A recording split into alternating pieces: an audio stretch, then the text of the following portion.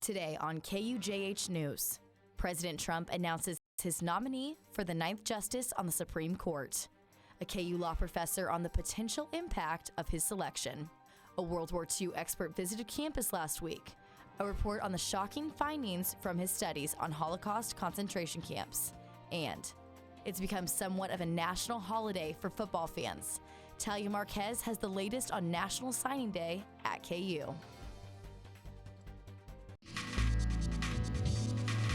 From the University of Kansas, you're watching KUJH News. Good afternoon, and thank you for joining us. I'm Chloe Cowart. President Donald Trump promised during his campaign that the appointment of a new Supreme Court justice would be a priority for him. Last night, Trump officially announced his pick. Trump selected 49-year-old Neil Gorsuch, federal appellate judge from Colorado, to replace the late Antonin Scalia, who died last year. Gorsuch is seen as Scalia's ideological replacement because of their similar opinions on religious liberty, government size, and administrative power. But according to Associate Dean at the law school, Luman Mulligan, there will be some significant changes for the court. Justice Scalia famously got on well with quite a few folks. So he and Justice Ginsburg, who jurisprudentially differ quite a bit, were fast friends and would attend operas together and other types of things. So a lot of those interpersonal relationships, which in a small body make things matter, will change. The hearing for Judge Gorsuch is expected later this month, and Senate Democrats are expected to oppose the ruling. Lawrence Public Schools hosted a community conversation about race and equity at Lawrence High School on Monday. The conversation focused on the state of education and potential improvement. The topic of the night was assuring Lawrence classrooms and schools are meeting the needs of all students regardless of race, gender, sexual orientation, or background. The facilitator explained to the Lawrence community that this will be an adaptive challenge and will take time. Anna Stubblefield from the superintendent's office said the hearing of the community's voice was the main priority of the night. When the students spoke, it was around just making sure that they're not being marginalized, that the school is a safe place for them, and that their voices are heard and seen in the classroom and throughout the districts. Stubblefield said there will be another community conversation held later in the semester to talk about further issues and assess any changes that have been made. Well, KU Athletics is tightening their security at Allen Fieldhouse and Memorial Stadium starting this fall. Beginning July 1st, Kansas law is requiring state universities to allow concealed handguns on their campuses. However, KU is preparing to ban concealed weapons from athletic events. Associate Athletics Director Jim Marcioni said the plan has gained a lot of traction in the athletic department. The estimated cost of an upgrade is more than $1 million that would come from KU Athletics' operating budget. In order to proceed, the Kansas Board of Regents has to give formal approval. An acting secretary of the Army, Robert Speer, has reportedly directed the Army Corps of Engineers to proceed with the construction of the Dakota Pipeline. Last week, President Trump signed an executive order to advance the construction of the pipeline. The pipeline was the focus of 6 months of protest by activists last year. The $3.7 billion project, which is nearly completed, would run directly underneath Lake Okeechobee. That lake is half a mile from Standing Rock Sioux Tribe Reservation. The tribe is concerned the project will harm their drinking water. The Standing Rock Sioux Tribe has promised they will pursue legal action. Well, in light of President Trump's executive order on immigration, the university's provost office will be holding an informational forum on the executive order titled Protecting the Nation from Foreign Terrorist Entry into the United States. In a statement to KUJH, Associate Provost for International Programs, Charles Bankert, said, "We want to tell everyone what we know, let them know where they can find up-to-date information, seek support, listen to concerns and views. I expect tomorrow will be a community conversation that focuses on the facts and how those facts should guide us." The forum will be held in Watson Library, 3 West at 5:30. Coming up on KUJH News, KU lands a 4-star recruits on National Signing Day, plus A World War II historian revealed new findings in a university talk this week. What he had to say through numbers of Nazi concentration camps. Coming up next, Dr. Jeffrey Margie of the United States Holocaust Memorial Museum came to KU to discuss recent findings about concentration camps during World War II. KUJH reporter Justin Ives has more on Margie's study. The camps that were discovered were not just death camps. They were child camps, labor, foreigner, and even women camps. Dr. McGargy was surprised by the findings. When I started this 17 years ago, I was told by the senior historian in the museum that I would be looking for somewhere between 5,000 and 7,000 sites. And I thought those were astounding numbers. Well, at this point, we're counting about 45,000. And that, I can tell you, is a conservative figure. There are many sites that we're not including for one reason or another. One of the most astonishing facts came out of Camp Buchenwald in Germany, where over 200,000 prisoners were held. It had a large housing area out of the picture here for SS, for people who were being trained as guards or for various other purposes, including relatively high-ranking SS officers. And many of them could bring their families. Now here, in this little patch of woods, there's a zoo for the entertainment of the SS families. Right here is a bear pit. Right here is the crematorium for the camp. So you can stand there and, think of yourself looking at the bears, turn 180 degrees, and there, I don't know, what is that, 50, 60 feet away, is the crematorium for the camp. Dr. McGargy believes the new information took so long to surface because funding and finding scholars to research these new sites has been hard to come by. Thank you, Justin. Right after this break, we'll be back with Kansas's new tenure bill.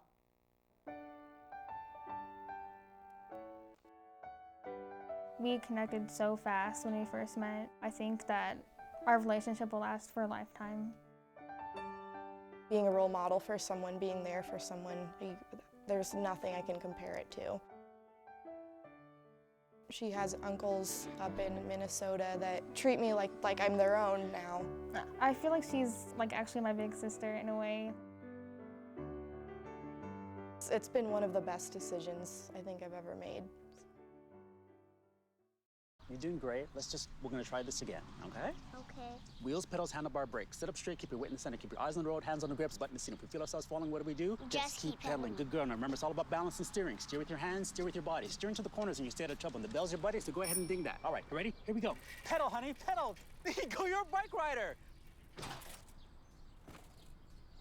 Most parenting is hard to do in just 2 minutes.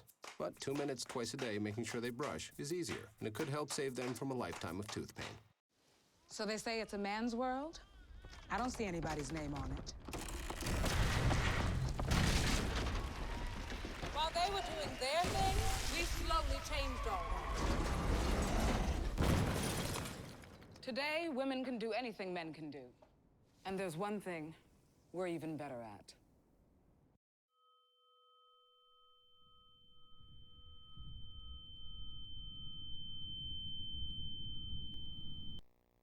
Well, it's a time-honored tradition. Any college's professor's ultimate goal is to get a tenure, a job for life. Potential bills in Missouri and Iowa, however, would eliminate the tenure from all public universities.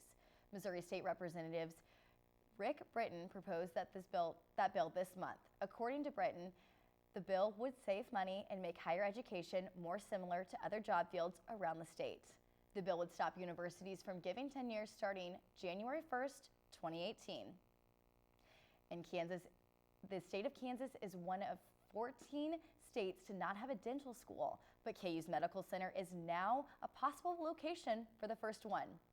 According to the University Daily Kansan, the state sends over 20 students a year to UMKC's dental school with in-state tuition, but the university is hoping to create a program in the state to decrease the number of dentally underserved counties in Kansas. According to the Kansan, 95 of the 105 counties in Kansas, residents have to drive at least 30 miles to the nearest dentist.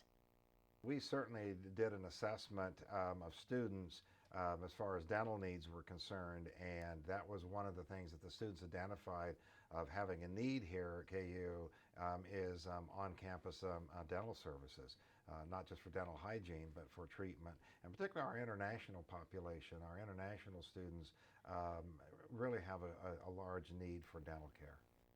The proposed school would be built on the Edwards campus. The building is expected to be completed in 2 years. And now on to weather. So the weather's slowly starting to feel like it should during the winter season. Warren Sears has your 5-day weather forecast. Thanks, Chloe. Yeah, unfortunately, we've been pretty spoiled with these past few days, as we saw temperatures in the low 60s, mid 50s yesterday, and even in the mid 40s today, which is still pretty warm for this time of year. Unfortunately, tonight we are going to drop off pretty significantly, right around 22 degrees with mostly cloudy skies. But let's see how this evening is going to shape out for us. As that sun starts to head down tonight, 40 degrees, as all of you heading out to the KU game, waiting in line right around 6 p.m. We're expecting temperatures to be right around 39 degrees. And as we head into the rest of the evening, when the game gets over, right around 10 o'clock, you're looking at temperatures right in the 30s. So bring a jacket, it's going to be kind of chilly. And as we head into tomorrow, temperatures are going to be 30 degrees cooler than they were on Monday. So, but you know, normal this time of year, 33 degrees and partly cloudy skies with winds 5 to 10 miles per hour. And let's take a look at our 5-day forecast. Like I said, the next 2 days, they're going to be pretty average for this time of year, 33 degrees, 35 on Friday. But let's take a look at Saturday. We are expecting some precipitation, whether that's going to be snow or rain, is kind of up in the air right now. If it does come in the morning, it's going to be a little chilly, so we might see some snowflakes. But as we head into the rest of the day, 40 degrees will be mostly rain. And as we head into Sunday and Monday, I have some good news for you. We're looking at temperatures back into the 50s. And back to Chloe. Well, I'm looking forward to that warmer or colder weather after we've had such a warm winter. Now, on to sports. Talia, what do you have for us for this week? Well, what do you have in sports for us this week? I'm excited to hear. Well, first we can go to a story about a cool fundraiser that sports did this week. The Penny Wars, it was called. Athletes are competitive by nature, which is why Senior Director Student Athlete Leadership, Kara Trimble, organized a fundraiser to complement just that. KUJH reporter me, Talia Marcus, has more on KU Athletics' first annual Penny Wars. KU's Penny Wars is a fundraiser with a twist. Student athletes can put change into their own team's buckets for positive points, but they are allowed to put dollars into other teams' buckets to give them negative points.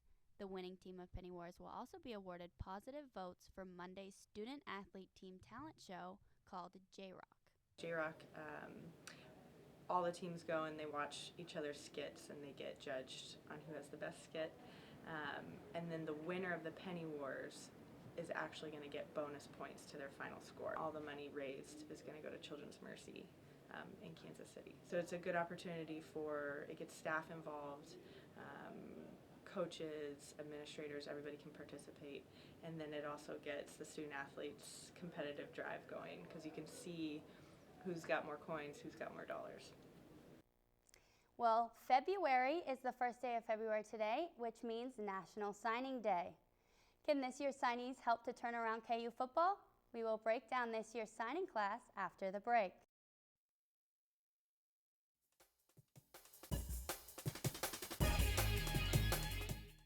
When my youngest, Addie, was 2.5, she was diagnosed with leukemia.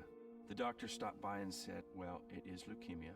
And then the next thing she said without even missing a beat was, and here's what we're going to do. We are so blessed and lucky to say that she is extremely healthy. I could not be more grateful for groups like the Leukemia and Lymphoma Society. It was that research that let that doctor say, it's leukemia, and here's what we're going to do.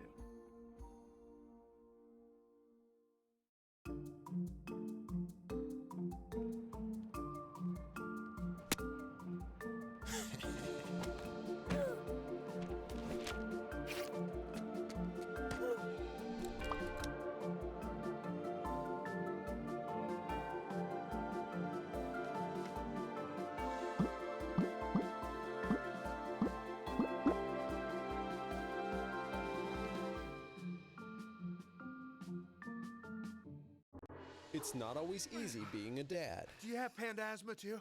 Does that run in the family? This is the home of the most priceless kung fu artifacts. But when you make an effort, Dad, we're not supposed to touch anything. Oh, sorry. Go long, son. it's always worth it. Whoa! The smallest moments can have the biggest impact on a child's life. Take time to be a dad today. I am gonna get you. I'm gonna get you. Call 877-4DAD-411 or visit fatherhood.gov to learn more. Welcome back. The madness of National Signing Day 2017 is well underway. Live blogs have been running all day for people to catch where the top high school prospects in the country have been committing. There's been some exciting additions to the Jayhawk family today, landing not one but two four-star running backs. The first, Dominic Williams out of Frisco, Texas, also has offers from Baylor, Utah, ASU, and 7 other Division I institutions. Williams rushed for 2,085 yards and had 33 touchdowns in his senior season. Running back Octavius Matthews was the second four-star recruit to sign today, 9th best overall and number 1 ranked running back JUCO recruit in the country. The Alabama native was also recruited by Auburn, Purdue, Tennessee, and Louisville. Coach Beatty gave his opinion on what sets Matthews apart from the others. He's got that top-end speed that you're looking for. He's got that playmaking ability.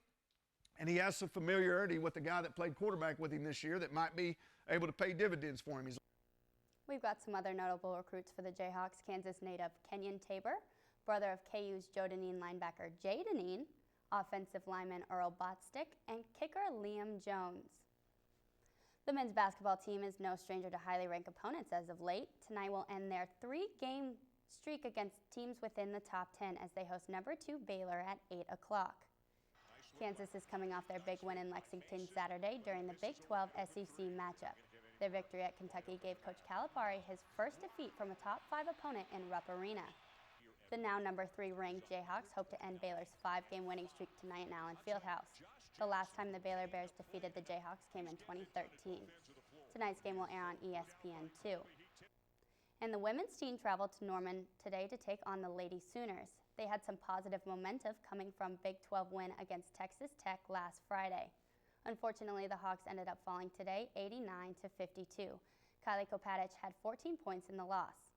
Next up for KU is a home matchup Sunday against TCU, and they'll hope to get their next Big 12 win under their belt against TCU on Sunday. Definitely, couldn't agree more. Well, National Signing Day is usually about the numbers, who got the 5 stars, who has the best class, and who will win a title. But today, a Lawrence recruit stole the show. I'm sure you've heard. Lawrence high school football player Kobe Buffalo Meat went viral on Twitter after he signed with Illinois State earlier today. From ESPN to Bleacher Report, Buffalo Meat has dominated national headlines as, quote, name of the year. Buffalo Meat will be on Jimmy Kimmel, and you can find coverage of the Lawrence product on KUJH's website at tv.ku.edu. Well, that's the most interesting name I've heard of in a long time. It is an interesting name, but I think it was made for a pretty good day for him. So yeah, and not only signing with Illinois State. He's going to be on Jimmy Kimmel also. Yeah.